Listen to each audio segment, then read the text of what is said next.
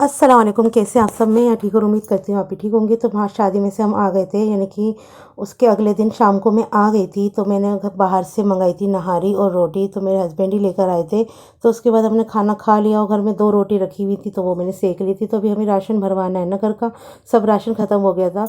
तो मेरे हस्बैंड कह रहे थे कि शादी में से आके फिर भरवा लेंगे। तो मैंने बोला ठीक है, पर अब जो है ना शादी करके ना हमारा हाथ हो गया बहुत ज़्यादा तंग। अब हमारे पास है ना बिल्कुल पैसे नहीं थे, यानी कि जो भी पैसे थे ना मेरे हस्बैंड के पास वो शादी में लग गए सारे के सारे।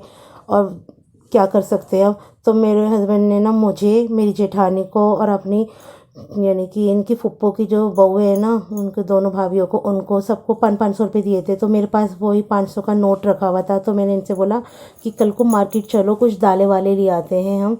तो यार दालें भी खरीदने जाओ ना तो वो भी है ना 500 रुपये का बिल तो उसमें बैठ जाता है। तो मैंने सोचा कि कम से कम दालें तो होंगी घर में, तो हम कुछ तो बना के खा लेंगे। तो इसी वजह से मैंने इनसे बोला है कि कल को हमें जाना है मार्केट। तो फिर सो जाते हैं और फिर देखिए अगले दिन हम निकल चुके हैं। तो हमने ना रिक्शा करा था बैटरी वाला, तो फिर हम बैटरी वाले रिक्शे में बैठे हुए हैं यहाँ पे, और बहुत ज़्यादा सर्दी हो रही है। मेरे हस्बैंड ने मुझे ये वाला कोट दिलाया था, तो यही वाला मैंने कोट पहन के अब निकल चुकी हूँ। और रास्ता है ना बहुत ही ज़्यादा खुशनुमा लग रहा था, यानी कि मौसम जो है ना बढ़िया तो हो रहा है, ठंड तो है लेकिन मौसम बहुत ज़्यादा प्यारा हो रहा है। ऐसा ही मौसम मुझे हमेशा से पसंद रहता है, यानी कि ऐसा ही अच्छा लगता है मुझे, सर्दियों का मौसम। तो उसके बाद हम जो है ना दाल वाले भैया के पास जा रहे थे। इनके पास से ना थोड़ी सी ना दालें और चावल वगैरह ना सस्ते मिल जाते हैं, तो इन्हीं से ले लेते हैं। तो यहीं पे मसाले वगैरह भी थे, मसाले नहीं लिए पर मैंने दाल ले ली थी। तो वही बाजी के घर के पास ही है ये वाली शॉप। तो मैं बाजी के भी चली गई थी। फिर सोचा बाजी के चली जाती हूँ, यहाँ पे गुल्लू को उन्होंने नाश्ता कराया। फिर दोबारा से हम मार्केट गए थे क्योंकि कुछ ना हमें सब्जी भी लेनी थी बाजी को। तो बाजी कहने लगी मेरे साथ चल, तो मैंने चलो ठीक है मैं भी चलती हूँ, मैं भी कुछ सब्जियाँ ले लूँगी। तो यहाँ गर्मा गर्म जलेबी बन रही थी, तो हमने बच्चों के लिए जलेबी ले ली थी। तो हम शायना बाजी के गए, शायना बाजी अपनी नंद के गई हुई थी। उनके ना एक्सीडेंट हो गया था ना, इस वजह से उन्हें देखने के लिए गई हुई थी, उनकी तबीयत ख़राब सी हो रही थी। तो नमरा ने हमारे लिए तले थे वेफर्स। तो यहाँ पे अदनान को मैंने उठा के दिया, मैंने बोला चलो खाओ पियो ऐश करो।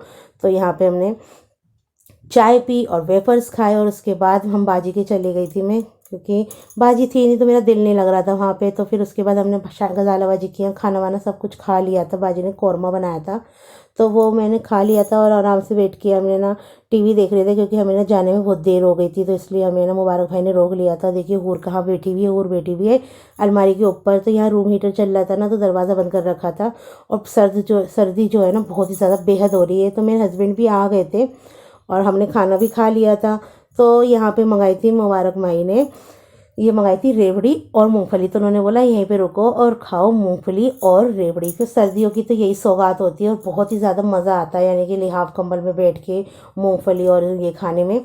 तो उसके बाद नेक्स्ट डे हम सुबह सुबह हम जल्दी से निकल आए थे, क्योंकि मेरे लहंगे की कोटी सीलनी थी और आज जो है ना वलीमा भी था।